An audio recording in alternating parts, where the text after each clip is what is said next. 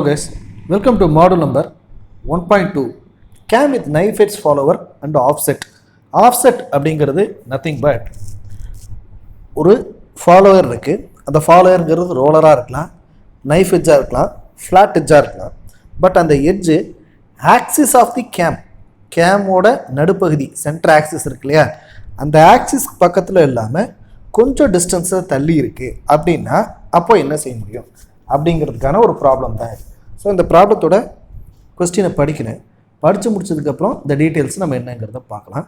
So draw the gram profile of a offset knife edge follower cam which rotates in clockwise direction will both rise and return have uniform acceleration retardation motions for the following data. Base circle diameter of the cam which is equal to 50 mm, lift of the follower 48 mm, offset 10 mm to the right of the cam rotation center. Cam rotation angle for the following motion angles are rising 80 degree, first dual 100, return 120, second dual 60. Assume the length of the displacement diagram as 180 mm in x-axis. இந்த question அண்ணா university May June 2018 கேட்கப்பட்ட question, அதாவது 2013 ரெகுலேஷனோட கடைசி question அப்படின்னு கூட சொல்லலாம். ஓகேங்களா, 17 ரெகுலேஷனில் ஒரு தடவை எழுதியிருக்காங்க, 18 ரெகுலேஷன் இன்னும் எழுதலை. ஸோ அதனால் நமக்கு ME 8492ங்கிற கொஸ்டினில் நமக்கு ஒரே ஒரு கரண்ட் கொஸ்டின் தான் இருக்குது. அதனால் அதுக்கு கொஞ்சம் பேக்கில் போகும்போது எப்படி இருக்குது அப்படிங்கிறதுக்கான கொஸ்டின் தான் இது. So we are going to the problem. The first thing, displacement diagram a semi circle. அந்த செமி சர்க்கிள்ங்கிறது அதோட டிஃப்ரென்ஸ் ஹைட்டு 48, ஏன்னா லிஃப்ட் எவ்வளோன்னு போட்டிருக்குன்னா 48. அந்த 48 mm தாண்டி இருக்கக்கூடாது, எவ்வளோ தான் டிஸ்டன்ஸ் வந்தாலும் 48 mm தாண்டி அது போகக்கூடாது அப்படின்னு அதோட கணக்கு. அதுக்கப்புறமா we are naming this as AB, CD, EF and G. இங்கேருந்து ஸ்ட்ரைட்டாக will project as a rectangle. இந்த ரெக்டாங்கிளோட ஹைட், இந்த டிஸ்டன்ஸ் லென்த் டிஸ்டன்ஸ் எவ்வளோன்னு கேட்டிங்கன்னா 180 mm. 180ங்கிறது நமக்கு சம்மிலேயே கொடுத்துருக்காங்க எக்ஸ் ஆக்சிஸில். அப்போ 180 mm. 180 mmனா 18 இல்லையா, 18 mmங்கிறத நம்ம எப்படி வரைய முடியும், அதை என்ன செய்யலாம் அப்படின்னு கேட்டிங்கன்னா 20-20ஆக பிரிச்சிங்கன்னா ஒரு 9 சென்டிமீட்டர் தான் கொடுக்க முடியும். சரிங்களா, அதுவே இந்த ஆர்டரை 20-20ஆக பிரித்து 9 சென்டிமீட்டருக்கு ஒரு கோடு போட்டிருக்கேன். போட்டதுக்கப்புறமா வி ஹாவ் அ டிகிரிஸ். அந்த டிகிரிஸ்க்காக ஹரிசாண்டல் ப்ரொஜெக்ஷன் பண்ணிடுறோம். பண்ணி முடிச்சதுக்கப்புறம் லைன்ஸை பிரிக்கிறோம். A, B, C, D, E, F, G. இது ரெண்டுத்தோட டிஸ்டன்ஸ் ரைஸ் எவ்வளோன்னு கேட்டிங்கன்னா 80 டிகிரி இல்லையா. இந்த 180-ஐ 2ஆல் பிரித்தோம்னா 90. அப்போ இந்த 80-ஐ 2ஆல் பிரித்தோம்னா 40. 40ங்கிறது 4 சென்டிமீட்டர். அப்போ 4 சென்டிமீட்டருக்கு கோடு போட்டுட்டு அதை 6 பார்ட்டாக பிரிங்க. ஓகேவா, அதை பண்ணிட்டோம். அடுத்து 100 mm. 100 mm is nothing but divided by 2ன்னு போட்டால் 50 mm. 50 mmங்கிறது 5 சென்டிமீட்டர். 5 சென்டிமீட்டருக்கு 12க்கு ஒரு கோடு போட்டு முடிச்சிடலாம். அதுக்கப்புறம் 120 இருக்குது. 120-ஐ என்ன பண்ணுறோன்னா பிரிக்கும்போது 60 அப்படின்னு பிரிக்கிறோம். 60ங்கிறத 6ஆல் பிரித்தா 10. 1 2 3 4 5 6 6ஆக பிரிச்சிட்டோம். இதோட ABCDEFG, G dash F dash E dash D dash C dash B dash A dash இப்படி பிரிக்கிறோம். இதோட டிஸ்டன்ஸ் 120 டிகிரி, அதான் அதோட return.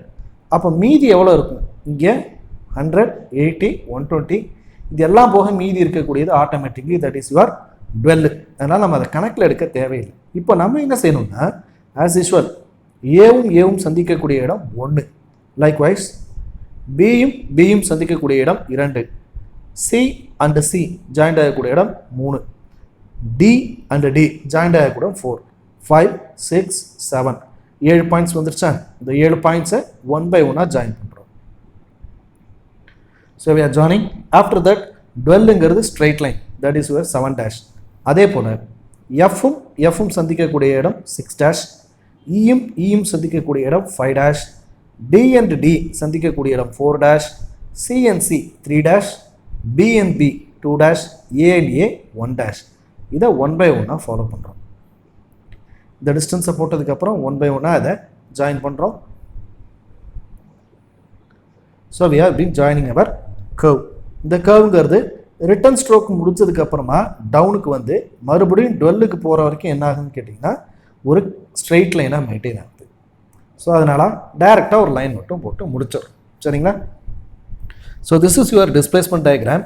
After that we are going to draw the cam profile diagram. So cam and follower டயக்ராமை பொறுத்த மட்டும் radius of the cam 50 ரேடியஸ்னு கொடுத்துருக்கேன். வெரி சாரி, டயாமீட்டர் கேம் தான் 50, ரேடியஸுங்கிறது 25 எடுக்கணும். Rising 80 degree, first dwell 100 degree, return 120, second dwell 60 degree. இதை நல்லா ஞாபகம் வச்சுங்க. இந்த 4 டேட்டா தான் நமக்கு இந்த ப்ராப்ளத்தை டோட்டலாக நம்ம சால்வ் பண்ணுறதுக்கு யூஸ்ஃபுல்லாக இருக்கும். சரிங்களா? So we are moving with the as usual method circle. அந்த சர்க்கிளோட ரேடியஸு நமக்கு 50 நம்ம பண்ணிட்டோம், அதை பண்ணியாச்சு. நடுப்புற ஆக்சிஸ் பிரித்ததுக்கப்புறம் ஆஃப் செட்டுங்கிறது 10 mm to the right of the axis அப்படின்னு சொல்லியிருக்காங்க. அப்போ அதனால் என்ன பண்ணுறோம், ஆக்சிஸ்லேருந்து 10 mm ரைட்டில் எடுத்து ஒரு கோடு போட்டு வைக்கிறோம். சரிங்களா? இப்போ என்ன செய்யணும்னா இந்த கோடு இருக்கிற புள்ளியோட இந்த சென்டர் லைனை ஜாயின் பண்ணுறோம். அந்த லைனுக்கு பேர் தான் ஆஃப்செட் சர்க்கிள்னு பேர். இது game circle, this is your offset circle. அப்போ ஆஃப்செட் சர்க்கிள்னால் இதுதான் உங்களோட தொடக்க புள்ளியாக நீங்கள் எடுத்துக்கிறணும். இப்போ என்ன செய்கிறோம், ஆஃப்செட் சர்க்கிளோட சென்டர் மெயின் சர்க்கிளோட சென்டர்லேருந்து இந்த டச்சிங் பாயிண்ட்டுக்கு ஒரு லைன் பண்ணுறோம். அந்த லைன்லேருந்து முதல் ரைஸ் எவ்வளோனா 80 டிகிரி இருக்கு இல்லையா? ஸோ ப்ரொடெக்டரை இந்த இடத்துல 80ங்கிறதுல வச்சு 80லேருந்து 0 வரைக்கும் மெஷர் பண்ணி ஒரு கோடு போடும். அப்போது இந்த 2 கோடுகளுக்கும் நடுப்புற இருக்கக்கூடிய டிகிரி ஆனது எவ்வளோனா 80 டிகிரி அப்படின்னு அர்த்தம். 80 டிகிரி 6ஆக பிரிக்கணும். பிரிக்கும் போது கிட்டத்தட்ட ஒரு 13 டிகிரி வரும். 13 6 78 இல்லையா? ஸோ 13 டிகிரியாக பிரிக்கணும். 3 4 5 6. இப்போ 6ஆக பிரிச்சிட்டோம். இந்த டிகிரிஸ் ஃபுல்லாக பிரிச்சாச்சா? எந்த இடத்துல இந்த சர்க்கிளோட டச் ஆகுதோ அந்த இடத்துலலாம் ஒரு டாட் வச்சு அதுக்கு பக்கத்தில் பேர் வைக்கணும். A B C D E F G. இப்போ எல்லாத்துக்கும் பேர் வச்சிட்டோமா? இதுக்கப்புறம் தான் நீங்கள் பார்க்க வேண்டியது வெரி வெரி இம்பார்ட்டண்ட். நான் என்ன ஸ்டெப் சொல்கிறேனோ அதை அப்படியே ஃபாலோ பண்ணுங்கள். இது முடிச்சதுக்கப்புறம் தான் நமக்கு இம்பார்ட்டண்ட்டுங்கிறதுனால நீங்கள் இந்த இடத்தோட நீங்கள் ஸ்க்ரீன்ஷாட் வரைக்கும் கூட பண்ணிவிட்டு இந்த இடத்தோட பாஸ் பண்ணிவிட்டு சொன்ன மாதிரியே எல்லாத்தையும் வரைஞ்சதுக்கப்புறம் அந்த ஸ்டெப்பை கூட பார்த்தீங்கன்னா ரொம்ப ஈஸியாக இருக்கும். ஓகே, அடுத்து என்ன செய்யணும், வரைஞ்ச ஒவ்வொரு லைனை பொறுமையாக அழிக்கணும். ஏன்னா எல்லாமே லைட் லைன்ஸ், மெல்லிய கோடுகளாக போட்டு அழிச்சிடும். எதுக்காக சார் கோடையும் போட்டு அழிக்கிறோம்? கோடு போடும்போது நமக்கு ட்ரேசிங் பாயிண்ட் என்னன்னு தெரிஞ்சிருச்சா? இப்போ என்ன செய்யணும்னா இந்த கோட்டுக்கு நேராக 90 டிகிரிக்கு லைன் போடணும்.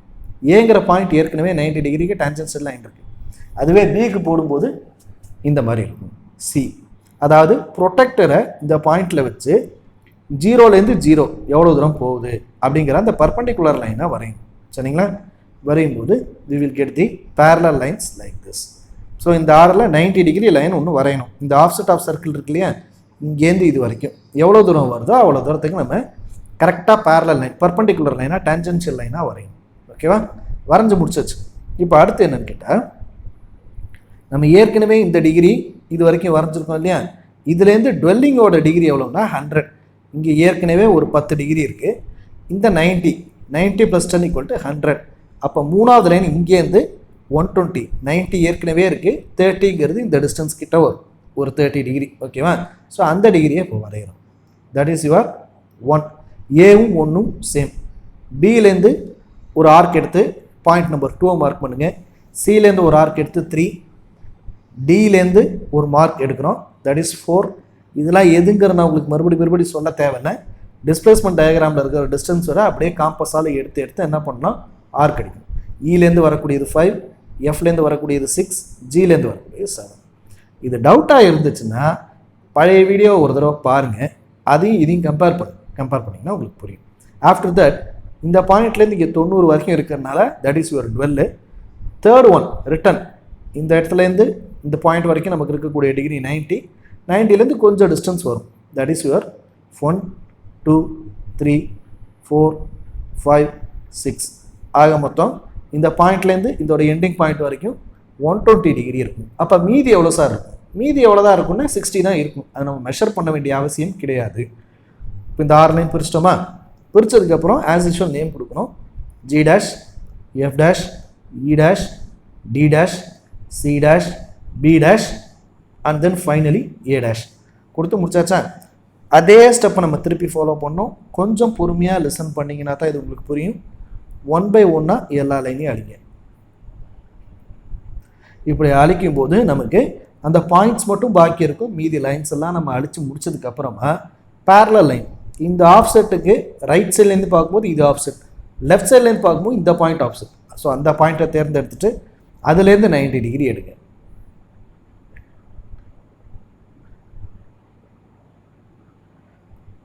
ஸோ 90 எடுக்கிறோம். நல்லா கவனிச்சா தெரியும், இங்கே ஸ்டார்ட் ஆகக்கூடிய கர்வ் இதோட முடிஞ்சிச்சு, இங்கே ஸ்டார்ட் ஆகக்கூடிய கர்வ் இது வரைக்கும் போயிருக்கு. அந்த 90 டிகிரி லைன்ஸ் எல்லாத்தையும் எடுத்து முடிச்சதுக்கப்புறமா அகைன் ஜிலேருந்து ஜி டேஷ்லேருந்து 7க்கு இருக்க ஆர்க் எடுத்து மார்க் பண்ணுறோம். எஃப் டேஷ்லேருந்து 6 டேஷ், இ டேஷ்லேருந்து 5 டேஷ் பண்ணியிருக்கோமா.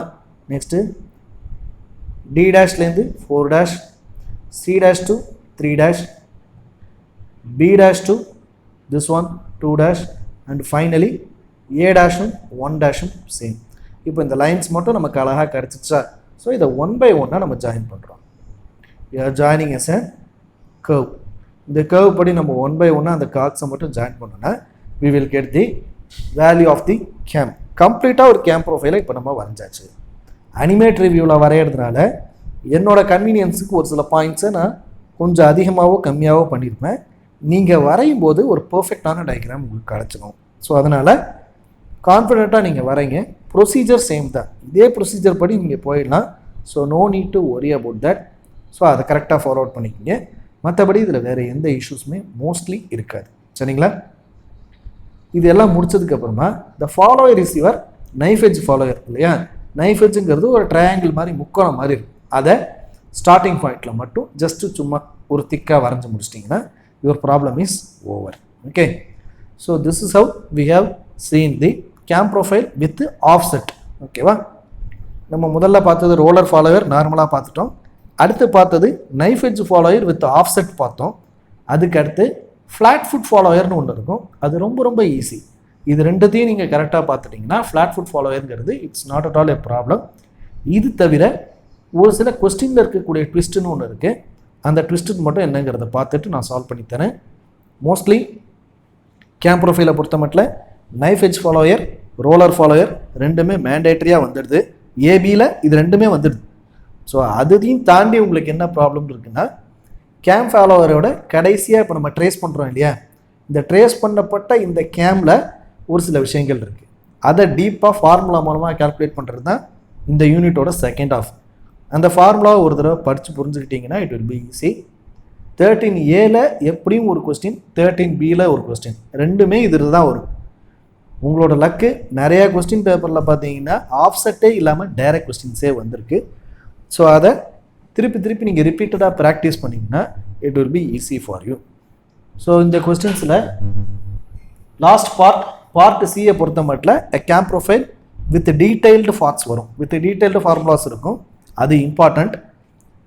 13th கொஸ்டினில் கேட்கக்கூடியது கேம் ப்ரொஃபைலில் 2 கொஸ்டின் இருக்கும், ஏ அல்லது பி, அதில் ஒரு கொஸ்டின் இருக்கும். அது இம்பார்ட்டண்ட். செகண்ட் யூனிட்டை பொறுத்த மட்டும் வெலாசிட்டி டயக்ராம் பற்றி ஒரு கொஸ்டின் இருக்கும் கன்ஃபார்மாக. ஸோ 2, 13, 26. பார்ட் சியை பொறுத்த மட்டும் ஒரு 15. 41 மார்க்குக்கு நீங்கள் எழுத வேண்டியது எல்லாமே நம்மளோட நோட்ஸ்லேயே இருக்குங்கிறத I can tell you easily. Part சியில் ரிப்பீட்டடாக ஒரு 5 கொஸ்டின் பேப்பரில் 4 கொஸ்டின் கேம் ப்ரொஃபைல் சம்மந்தமாக இருக்குது அப்படிங்கிறத மைண்டில் வச்சுட்டு படிங்க. சரிங்களா? இது முடிஞ்சதுக்கு அப்புறமா ஃபஸ்ட் யூனிட்டில் ஒரு சில டிகிரி ஆஃப் ஃப்ரீடம் ப்ராப்ளம்ஸ் இருக்குது, அதை பற்றி நம்ம டிஸ்கஸ் பண்ண போகிறோம். தொடர்ந்து வீடியோஸை வாட்ச் பண்ணுங்கள். முக்கியமான விஷயம் நான் கேட்குறது எப்போதுமே ஆல்வேஸ் சப்போர்ட் அண்ட் ஷேர். ஓகேங்களா? So thank you.